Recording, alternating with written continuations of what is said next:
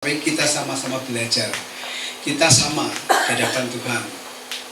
Dan kita sama memerlukan pemulihan hati Bapa. Pendeta, majelis, jemaat, semua sama perlu dipulihkan. Karena kita manusia berdosa.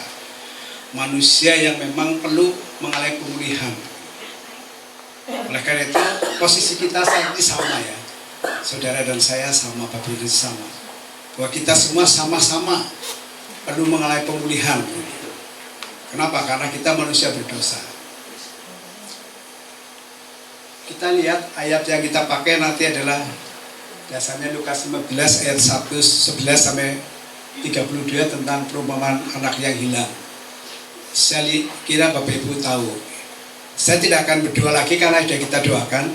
Dari awal nanti kita berdoanya di akhir ini ya. Karena waktu singkat, hanya 30 menit, kami berdua nanti berbagi sesi.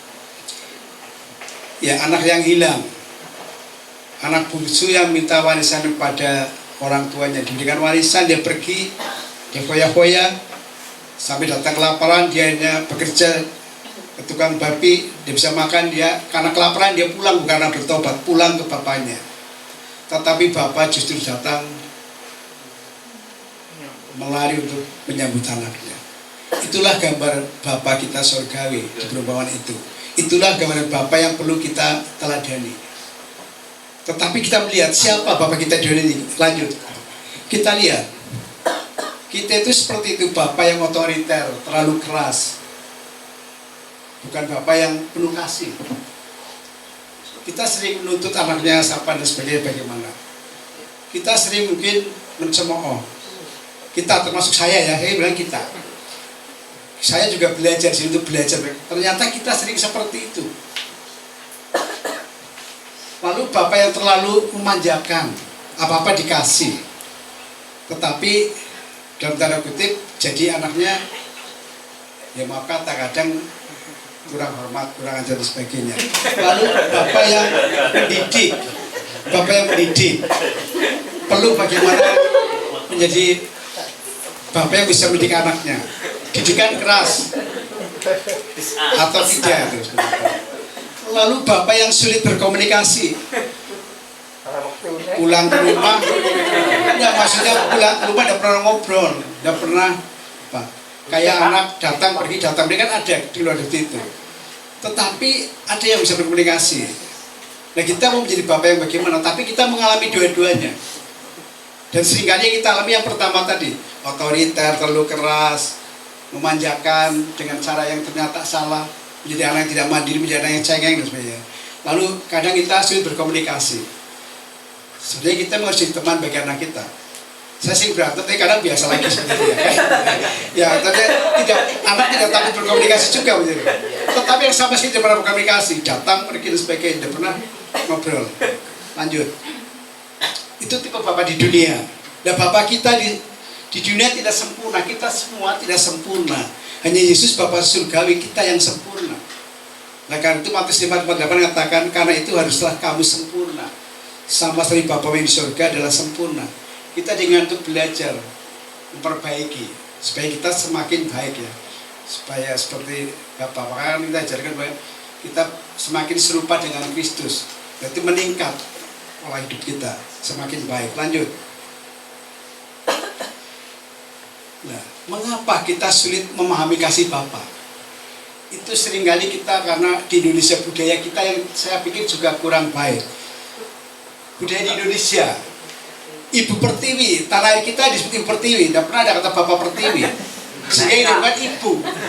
Lalu Jakarta disebut Ibu Kota Jakarta. Bukan Bapak Kota, tidak ada. Bapak selalu tersingkir posisinya. Ada ungkapan juga mengatakan surga di telapak kaki ibu. Ibu merasa bangga, ini loh saya surgamu. Ya kan? Padahal ternyata justru kadang bukan surga nerakamu juga kan. Tetapi itulah yang diagungkan oleh selain umat kita, malah itu mengagungkan sekali ya, bahwa surga itu telapak kaki ibu itu. Sejak masa sekolah, mulai PAUD juga diajarkan menyanyikan apa? Kasih ibu. Pada beta tatringa sepanjang masa Bapak tidak ada kasihnya. sering kayak gue berarti gitu. Lalu masa masuk TK, anak diajarkan menghitung dengan nyanyi satu-satu, aku sayang ibu. Pertama ibu bukan bapak. Ibu menjadi tokoh yang utama. Tanpa sadar Bunda itu membelenggu kita, tidak paham bapak. Sehingga itu belajar hati bapak susah. Karena hati ibu yang ada dalam diri kita masing-masing. Ya, betul kan? Konsep kita betul belakang dengan firman yang kita ajar. Lanjut. Masih ada lagi pada saat dewasa. Kita bukan ini tanyakan apa? Siapa ibumu? Bukan bapakmu. Ini nggak bisa ada nama ibu kan? Bukan bapak. Jadi sejak masa sekolah figur bapak itu jarang sekali, hampir tidak pernah disebut. Itulah figur bapak tidak dominan sama sekali. Tanpa sadar kita punya budaya di budaya seperti itu, sehingga memahami kasih bapak, memahami arti bapak susah. Karena yang dipahami selalu ibu yang sempurna dalam konsep dunia ini, dalam konsep budaya kita. Ya kan, tanpa sadar kita terbelenggu dengan itu. Lanjut.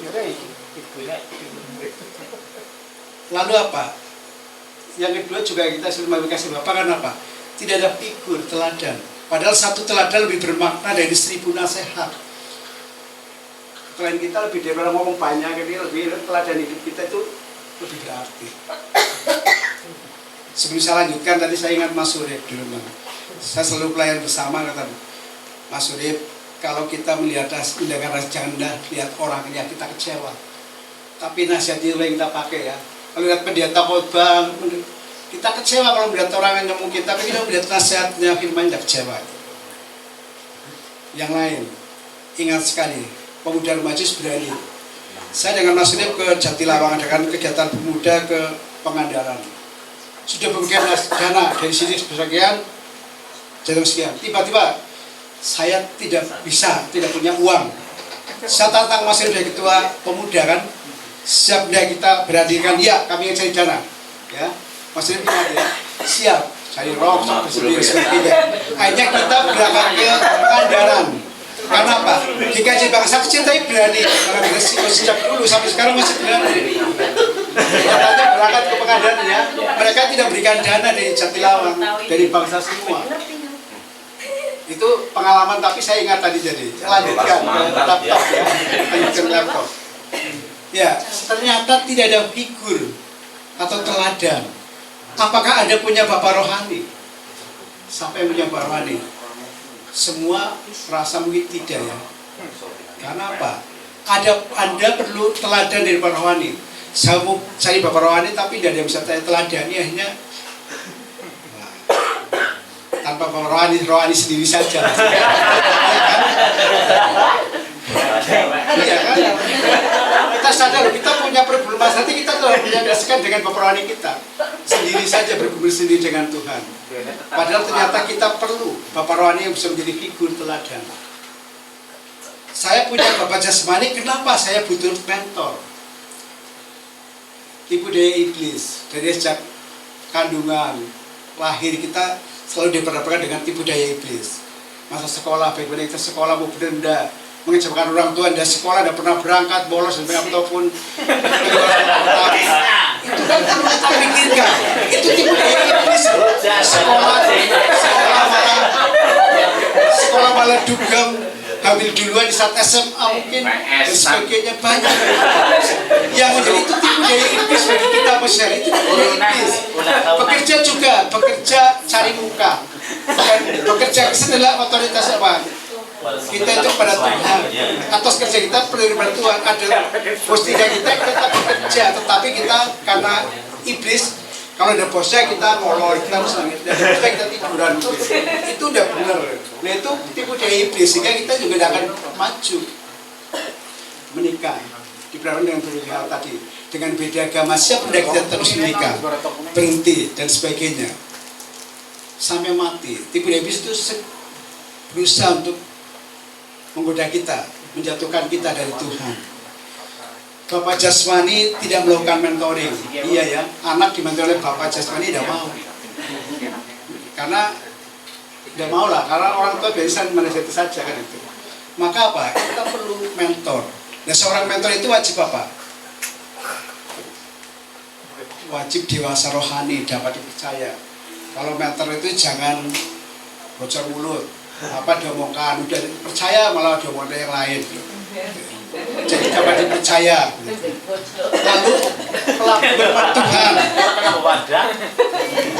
harus jadi pelaku firman Tuhan, berintegritas antara perkataan, perbuatan, pikiran itu harusnya sama, bukan munafik. Itu penting bagi orang-orang yang jadi mentor. Lalu memiliki hikmah dan visi. Kita semua harus punya visi, punya mimpi yang besar. Gereja bangsa gereja kecil tapi menjadikan visi Tuhan terjadi. STT Demokrasi mulai di gereja bangsa tanpa sadar, itu mulai di gereja kita. Kalau melihat sejarah itu mulai di gereja bangsa. Jadi kalau bangsa mau melakukan, kita semua tadi punya visi, punya mimpi bangunan 1,5 miliar itu bagi Tuhan kecil. Kita biasa melakukan perkara besar. Dalam arti dalam konteks gereja kita loh, dengan kondisi yang tidak berarti, bahkan dilirik saja ya gereja bangsa. Karena orang desa gunung, termasuk saya dengan Pak Haji dari ketua yayasan, orang itu tanya ke saya loh, Pak Puji asli karena asli bangsa. Jadi dia tidak percaya pada orang desa. Siapa itu? Ya Pak, saya asli orang dikasih bangsa. Ya, setelah kita ngobrol banyak, membahas banyak kan, apa ya orang bahasa bisa seperti itu? Tidak percaya. Ya maksud saya gitu, bahwa kita kan perlu percaya diri. Kita dari desa tapi bisa menjadikan sesuatu itu berarti. Jadi tadi yang sudah kita gambarkan, kita bayangkan kita mengimani itu. Lalu kita juga harus memiliki hati hamba yang sedang kita bahas nanti. Kita harus ada pemulihan. Kita semua termasuk saya. Ya, kita lihat, lanjutkan perbedaan kasih seorang ibu dan ayah. Ibu mengenalkan anak kepada dunia, sementara bapak Pak mengajari anak cara menghadapi dunia.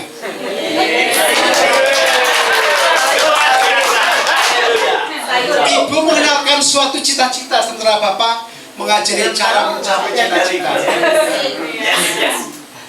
Lalu ibu menjaga supaya anak tidak jatuh. Kalau bapak justru mengajak bangkit dari jatuh pada saat jatuh. Itu maksudnya melengkapi. Kedua orang tua bapak ibu punya perannya masing-masing. Dan peran itu harus terjadi bersama. Kalau pincang apa yang terjadi? Jika bapak tidak berfungsi, akibatnya sulit mengenal Bapa Surgawi. Jadi mari kita menjadi bapak ibu yang bisa saling melengkapi tadi.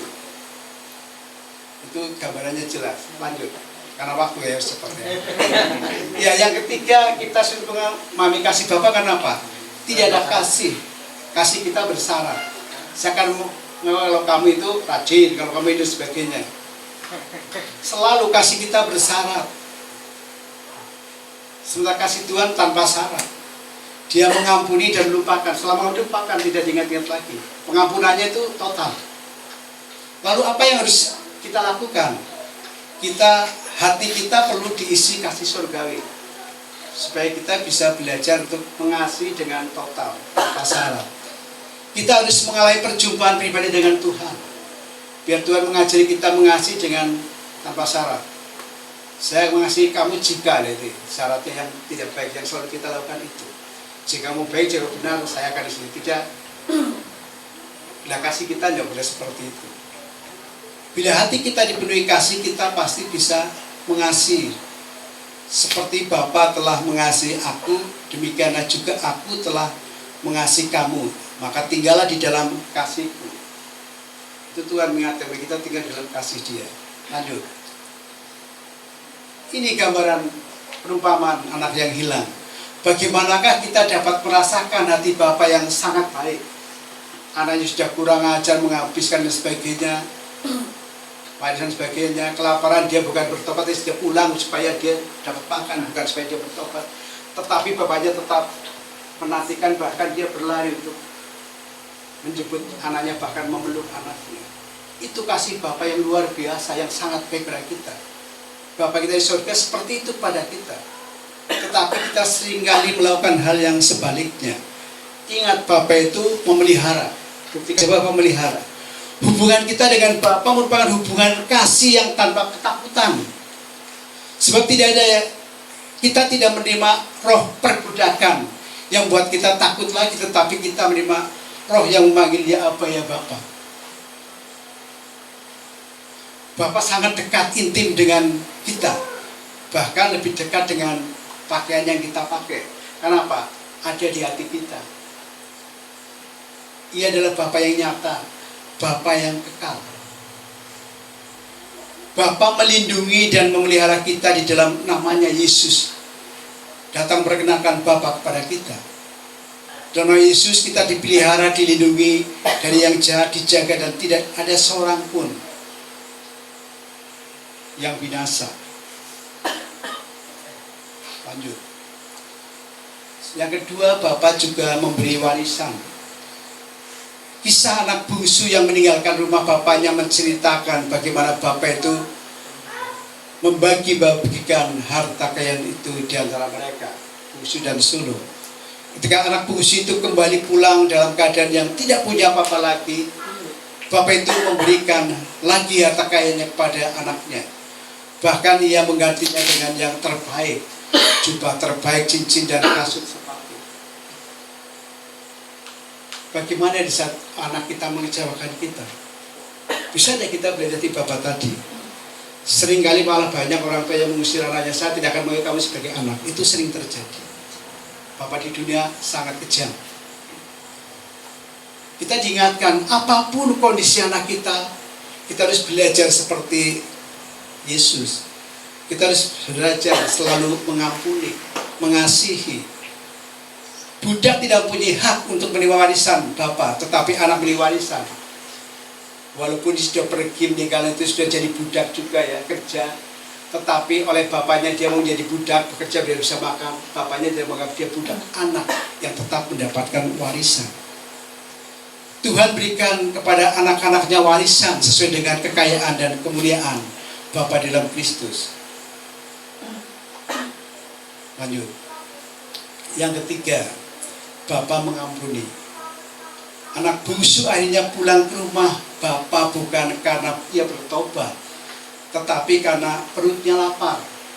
Kerja di tukang babi, mau makan babi aja boleh, tidak bisa.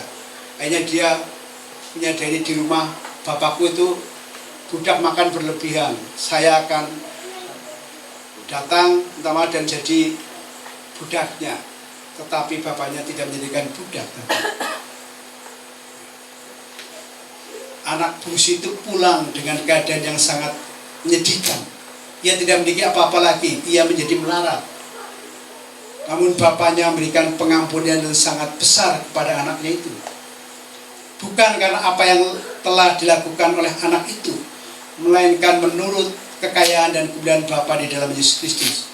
Bapa itu kaya dengan kasih dan pengampunan. Bapa tidak sabar lagi untuk memperlihatkan betapa besar kasihnya padanya. Dia lari merangkul dan mencium anak itu, walaupun sudah mengecewakan bapaknya. Ketika anak bungsu itu kembali pulang, Bapa melihatnya dari jauh. Ia tergerak oleh belas kasihan. Ia berlari dengan cepat mendapatkan anaknya. Karena siang dan malam selalu memikirkan anak ini. Ia merangkul dan mencium berkali-kali, berulang-ulang. Hati Bapa itu penuh dengan pengampunan. Oleh karena itu mari kita belajar untuk bisa mengampuni. Setiap kita pasti punya rasa kecewa, dendam, amarah dan sebagainya. Tetapi di saat ini kita diingatkan, kalau ingin terlibat dalam pelayanan, ingin melayani dengan baik, kita harus memulihkan hati Bapa. Kita harus berikan pengampunan kepada siapapun. Lanjut. Hati Bapa yang terdalam adalah semua manusia, jiwa-jiwa yang terhilang kembali pulang ke rumahnya. Tersedia pemeliharaan warisan dan pengampunan dari Bapa untuk kita semua. Hati Bapa rindu selalu berada di dekat kita, anak-anaknya, untuk menyatakan betapa ia mengasihi kita. Lanjut. Bagaimanapun hati Bapa dapat terjadi dalam hidup kita, Ini yang kita lanjutkan bahas, bahwa kemudian nanti Bapak ada syaratnya, itu dengan cara mengobati luka-luka batin yang ada pada diri kita masing-masing. Setiap kita pasti punya luka batin. Mungkin pada saat di kandungan tertolak, mau digugurkan tetap hidup. Mungkin pada saat kecil mengalami hal yang tidak nyaman, trauma sampai sekarang. Mungkin pada saat dewasa kita menghadapkan banyak hal. Mari nanti kita belajar, luka-luka batin terus kita cabut sampai ke akar-akarnya, supaya kita bebas dari belenggu dosa, sehingga kita bisa melayani dengan lepas, ya, dalam arti dengan lepas, dengan sesuatu yang baru, tanpa ada luka yang ada dalam diri kita. Oleh karena itu, saya akan dilanjutkan oleh pasangan saya.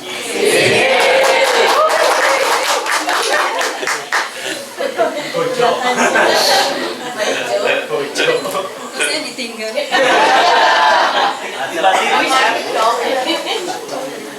Ya, saya akan melanjutkan apa yang sudah dipaparkan oleh pasangan sejati saya. Ya, bagaimana? Maaf ya, sedikit.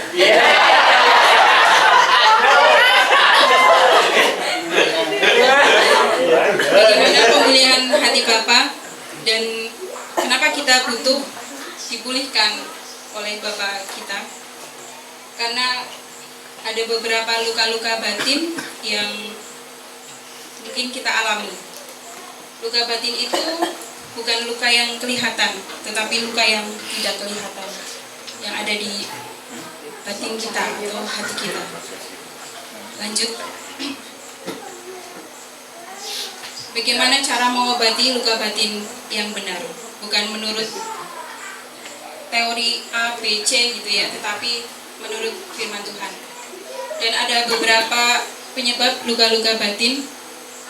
Saya mohon maaf tidak akan mengorek atau mengingatkan, sehingga mungkin yang memiliki luka batin itu menjadi teringat kembali atau menjadi trauma kembali, tetapi kita akan bersama-sama tadi merefleksi, kemudian mengingat yang saat ini kasih Tuhan terus ada dalam diri kita, walaupun kita mengalami luka-luka batin yang sudah kita alami pada masa-masa yang lampau. Jadi tadi sudah saya sampaikan bahwa luka batin itu luka yang tidak kelihatan, tetapi dampaknya luar biasa. Ada beberapa penyebab. Sebagian dibawa sejak dari kandungan atau tertolak dalam kandungan.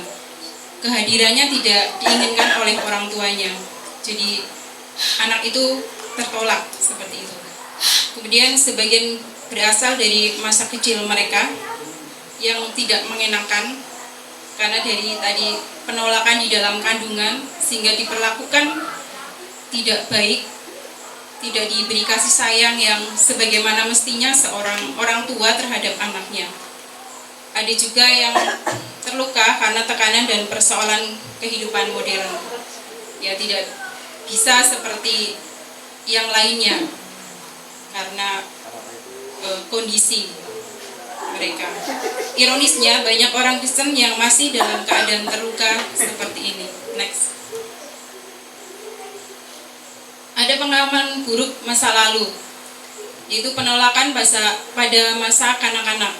Seperti tadi ketika tertolak dalam kandungan, setelah lahir dan tumbuh menjadi seorang anak, kemudian remaja, dewasa, masih tetap tidak diterima oleh orang tuanya. Kemudian mengalami perkataan dan perlakuan yang menyakitkan, hinaan, makian, penyiksaan. Sekarang ada di sekolah-sekolah itu diharapkan sekolah itu menyampaikan atau mempromosikan yang menyampaikan kalau tidak boleh ada perundungan, juga ada bullying, ya, membuli atau perundungan seperti itu. Jadi benar-benar sedang digalakan di sekolah-sekolah. Kemudian masalah dengan orang terdekat, merasa diabaikan oleh keluarganya, putus cinta, perceraian, kecewa kepada teman atau pimpinan. Ini pengalaman buruk yang bisa mempengaruhi kehidupannya. Nah, pengalaman buruk ditanggapi dengan sikap yang negatif sehingga muncul kepahitan dan dendam. Next. Nah, Alkitab berbicara secara khusus perlunya kesembuhan luka-luka batin. Dosa, luka-luka batin, dan ikatan rohani merupakan 3 hal yang berbeda. Kalau dosa itu diperlukan pengampunan melalui karya Kristus. Jadi hanya Kristus yang bisa mengampuni ketika kita berdosa. Sedangkan ikatan atau pencemaran rohani itu diperlukan adanya pelepasan. Kalau ada ikatan kuasa kegelapan, ya, itu butuhnya pelepasan. Sedangkan luka-luka batin itu diperlukan adalah kesembuhan. Lanjut. Bagi orang percaya yang masih menyimpan luka-luka batin, perhatikan kata-kata berikut. Luka yang tidak tersembuhkan bagaikan infeksi yang apabila tidak dirawat dapat menghancurkan panggilan hidup kita. Harus diselesaikan, jangan dibiarkan. Jika kita sungguh-sungguh ingin menjadi apa yang Tuhan inginkan, kita harus mengizinkan Roh Kudus untuk menemukan tempat yang terluka di dalam diri kita dan menyembuhkan hati kita yang hancur. Biarkan Roh Kudus itu menemukan di mana hati kita yang paling terluka. Jadi membiarkan Roh Kudus itu untuk menyembuhkan luka kita. Next.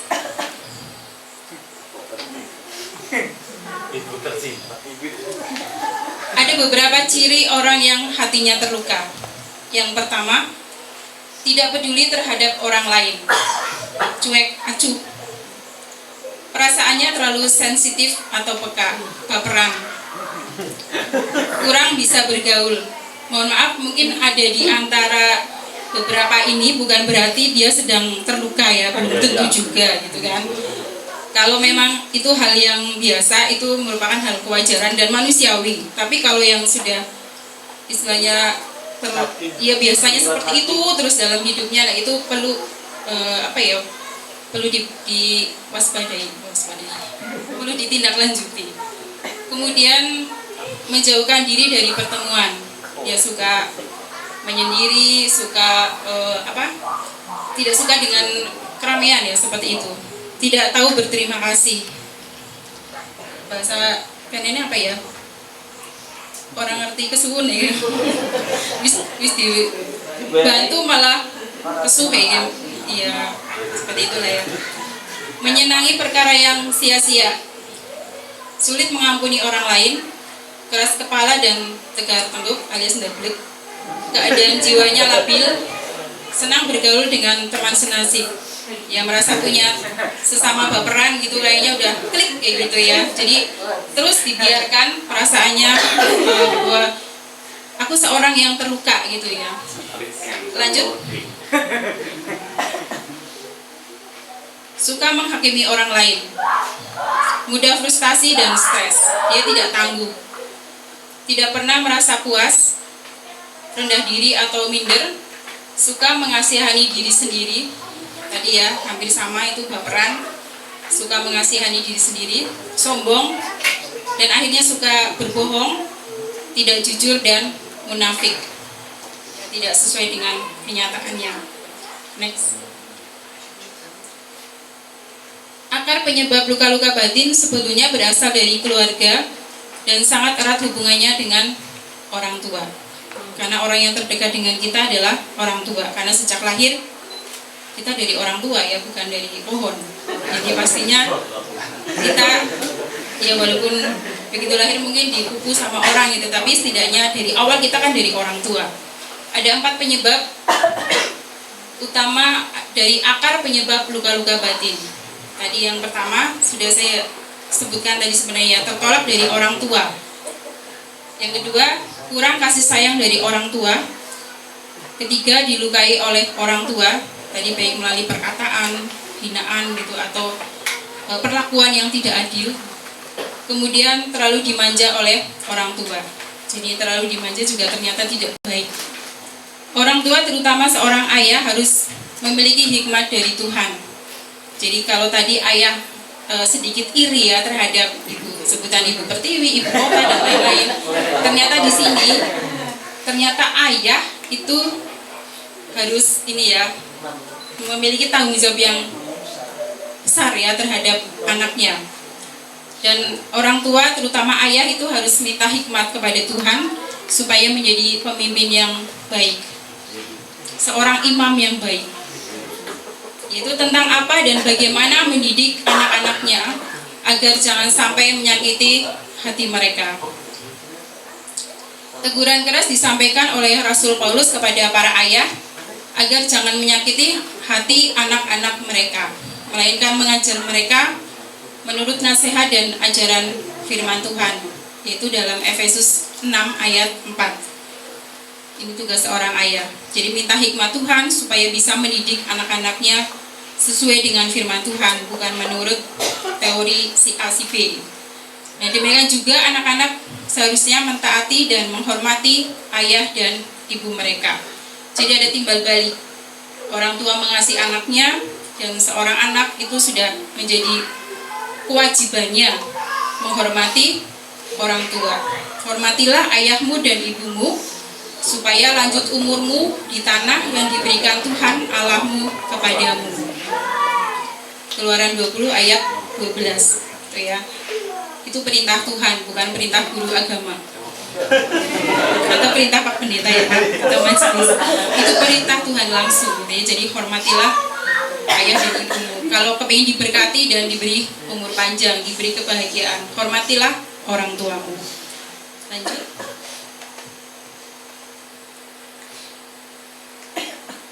Mengapa perlu dipulihkan ketika kita mengalami luka-luka batin? Secara rohani, luka batin itu ketika kita mengalami luka batin gitu ya, tidak dapat mengalami kasih dan pengampunan Allah. Kalau terus dibiarkan rasa sakit hati itu, maka secara rohani ya, hubungan kita itu tidak baik. Kemudian yang kedua, dampaknya itu mengalami stres, bahkan depresi, itu secara mental. Jadi bahaya kalau terus dibiarkan. Secara kesehatan juga sangat tidak baik. Yang ketiga, mengalami berbagai penyakit dan wajah menjadi keras. Saya sempat tanya, wajah keras berarti mengeras wajahnya gitu ya. Dan saya berusaha untuk mengartikan dampak dari ini ya, secara jasmaninya. Wajah menjadi keras itu kaku, tidak bisa, sulit untuk tersenyum. Saya punya teman guru, sama-sama guru, itu terkenal inisialnya A gitu ya. Kalau disebut, oh ibu A yang tidak bisa senyum gitu ya, karena memang orangnya kaku sekali gitu. Kalau ada apa-apa ya ini ya, pokoknya kaku sekali gitu. Terus teman-teman pada heran karena kalau ada pertemuan, sering bertemu dengan saya, terus sering ngobrol dan senyum-senyum. Bu Anjar, kok dia bisa senyum-senyum ya? Ternyata dia bisa tersenyum gitu. Karena saya waktu itu tanya gitu, kenapa jenengan sering disebut dicap ya sebagai orang yang sulit untuk tersenyum. Katanya dia pernah punya saraf di pipinya itu, jadi kalau senyum sakit gitu katanya. Tapi puji Tuhan sekarang sudah sembuh dan bisa tersenyum, tapi tidak bisa lebar senyumnya. Ya bersyukur ya kalau tadi sempat bisa tertawa-tertawa. Berarti kita sehat secara jasmani. Lanjut. Kekecewaan, kepahitan, dan rasa tertolak akan menyebabkan ketidakharmonisan dalam suatu keluarga. Jadi Alkitab menegaskan keinginan Allah untuk memulihkan orang-orang yang mengalami luka batin. Dalam Perjanjian Lama itu terdapat dalam Yesaya 53 ayat 3-4 bahwa kesembuhan itu tidak hanya untuk fisik, tetapi juga mencakup kesembuhan dari luka-luka batin. Jadi Allah tidak hanya menyembuhkan secara fisik, tetapi batin kita pun Tuhan sembuhkan. Kemudian dalam Mazmur 34 ayat 19 dan Mazmur 147 dan ayat 3, bahwa Tuhan itu dekat pada orang yang patah hati dan menyelamatkan orang yang remuk jiwanya. Ia menyembuhkan orang yang patah hati dan membalut luka-luka mereka. Kemudian dalam Perjanjian Baru, dalam Matius 11 ayat 28, marilah kepadaku yang letih lesu dan berbeban berat, aku akan memberi kelegaan kepadamu. Kemudian dalam Yohanes 10 ayat 11, gembala yang baik datang untuk apa itu? Menyembuhkan, memulihkan dan menyegarkan jiwa. Next. Kemudian ada beberapa langkah-langkah untuk memulihkan luka batin. Pertama, menyadari dan mengakui bahwa kita perlu disembuhkan. Ya, kita sadar bahwa ketika kita mengalami luka batin, kita bertekad untuk mau dipulihkan atau disembuhkan.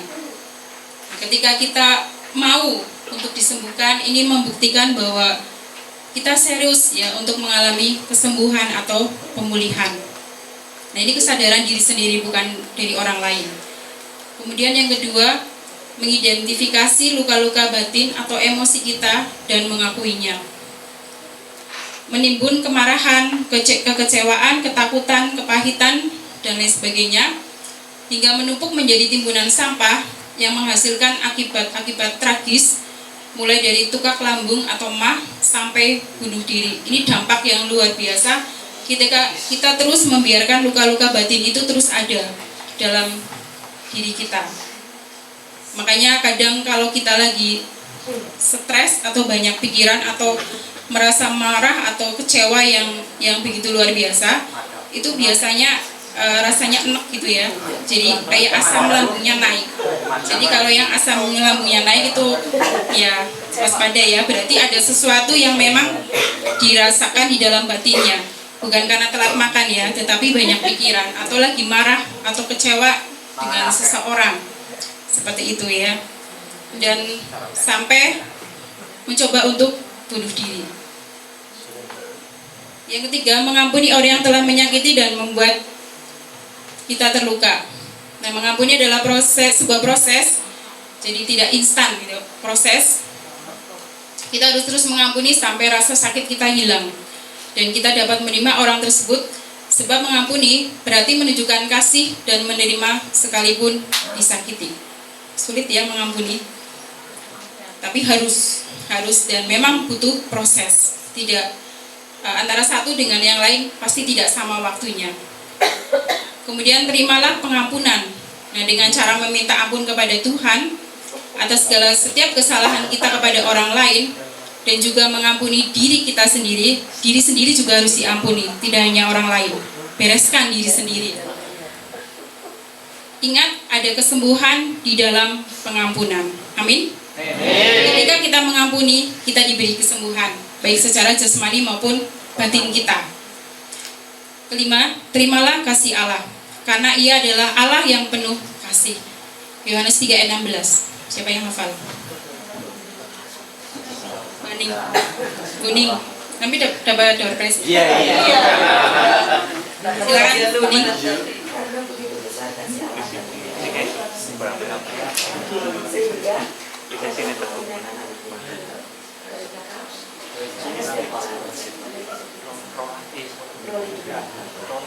Tepuk tangan untuk kuning. Ya, karena begitu besar kasih Allah akan dunia ini, sehingga Ia telah mengaruniakan anaknya yang tunggal, supaya setiap orang yang percaya kepadanya tidak binasa, melainkan beroleh hidup yang kekal. Allah itu kasih. Pikirkanlah pikiran Allah yang keenam, dan hidup dipimpin oleh Roh Kudus. Filipi 4 ayat 8. Next. Kesimpulannya, pemulihan hati Bapa akan terjadi dalam hidup kita jika kita dapat mengobati luka-luka batin yang ada dalam diri kita. Kita harus mengalami pemulihan hati Bapa agar hidup kita dapat dipakai untuk melayani dengan komitmen dan motivasi yang benar. Pemulihan hati Bapa akan terjadi jika kita menyadari dan mengakui dosa kita di hadapan Tuhan. Kita mau mengampuni orang yang telah menyakiti hati kita dan melupakan pengampunan tanpa syarat. Kita mengisi hati kita dengan kasih surgawi, kasih dari Allah, sehingga kita bisa mengasihi kasih yang tulus, kasih tanpa syarat, seperti kasih Allah, kasih agape tanpa syarat. Kita harus mengalami perjumpaan pribadi dengan Tuhan. Kita harus terus belajar berpikir pikiran Allah.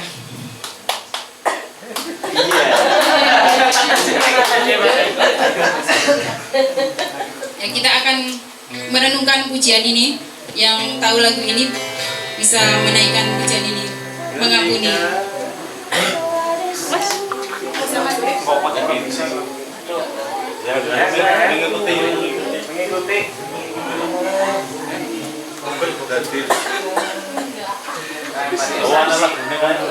Ayo kita karaoke bersama. Kita dengarkan dulu, nanti kita yang kedua yang menyanyi. Pakai iringan.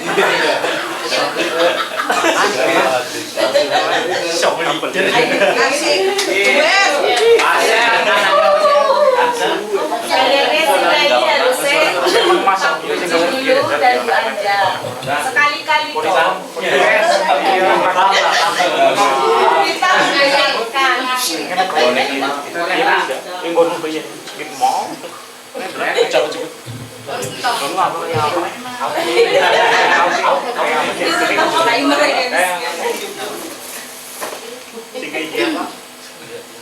ulangi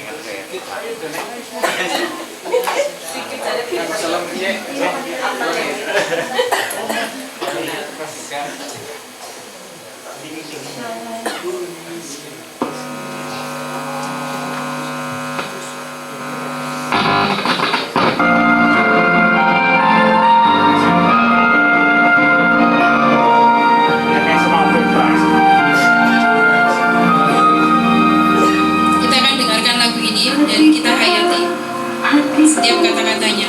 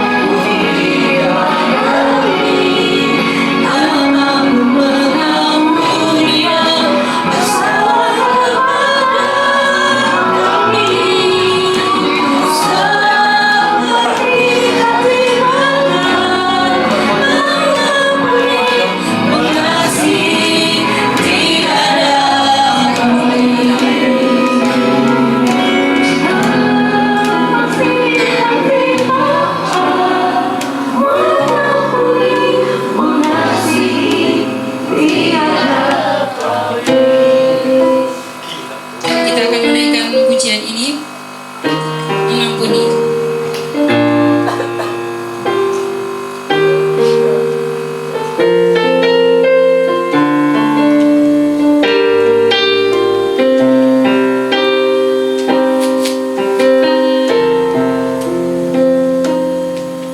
Ketika hatiku telah disakiti,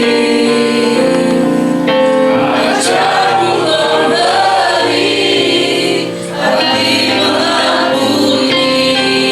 Ketika hidupku telah dihakimi, ajarku memberi hati mengasihi. Ampuni bila kami tak mampu mengampuni yang bersalah kepada kami. Serahkan di hati Bapa, mengampuni, mengasihi, tiada pamrih.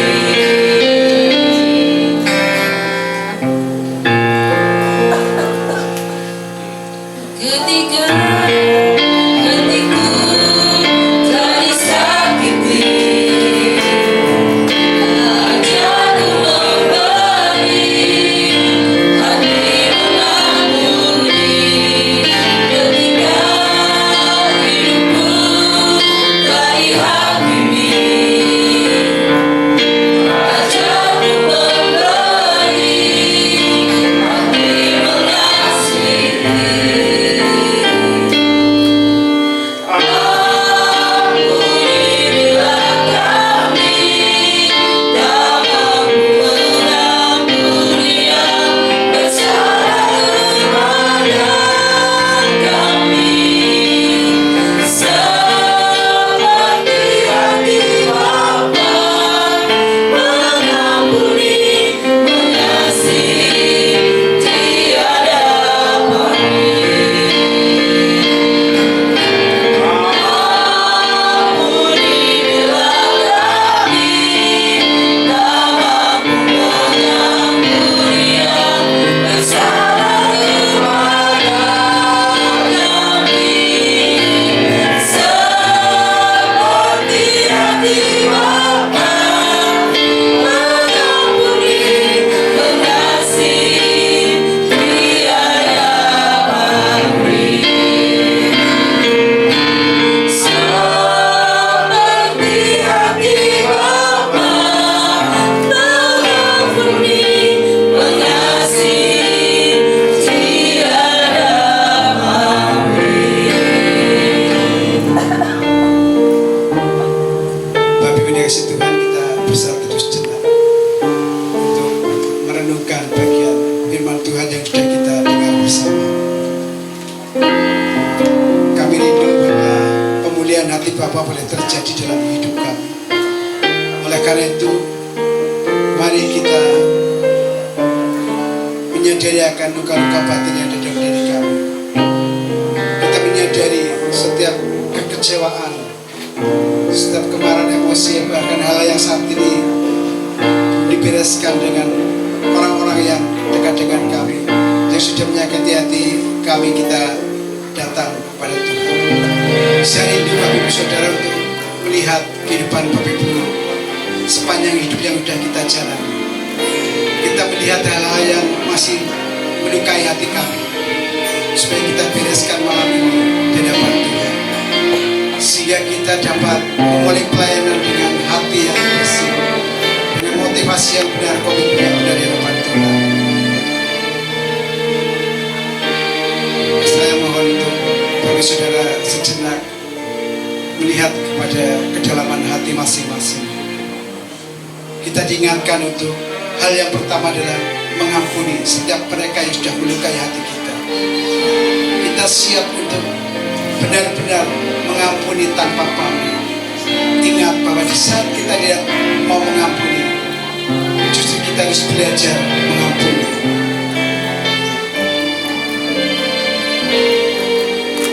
kita tidak mengampuni, kita harus minta ampun kepada Tuhan. Oleh karena itu, mari kita lepaskan setiap beban, luka derita yang mungkin kita alami karena orang-orang terdekat kita, karena kecewaan yang kita alami. Sekarang saatnya Bapak Ibu Saudara untuk datang kepada Tuhan, sampaikan semua luka-luka kekecewaan yang saat ini dialami. Minta kekuatan Tuhan, kami siap mengampuni, kami siap untuk melepaskan semua itu dengan pengampunan yang tanpa pamrih, dengan pengampunan yang tulus, sehingga kita akan melupakan semua kekecewaan sakit yang kita alami, tetapi kami memandang pada Sang Kristus, untuk hidup dalam kehidupan yang baru dalam Kristus, untuk beri semangat baru dalam pelayanan Tuhan, percaya kepada kami. Ingat bahwa kita di tempat ini saat ini adalah ingin ambil bagian dalam pelayanan. Kita hidup di dunia adalah untuk memuliakan Tuhan. Maka sebelum kita memuliakan Tuhan dengan pelayanan kita, kita bereskan dulu segala hal sebelum dapat Tuhan. Saya beri kesempatan untuk bagi saudara itu berdoa secara pribadi, memohon pengampunan kepada Tuhan, memohon belas kasihan Tuhan, bahkan mohon kasih Tuhan berikan kepada kita kasih yang tanpa syarat, sehingga kita benar bisa mengasihi mereka yang sudah melukai hati kita. Kita benar bisa mengampuni mereka dengan baik. Silahkan ini waktu kesempatan untuk secara pribadi berdoa, mohon ampun dan juga mengampuni mereka, mengasihi mereka yang sudah melukai hati kita.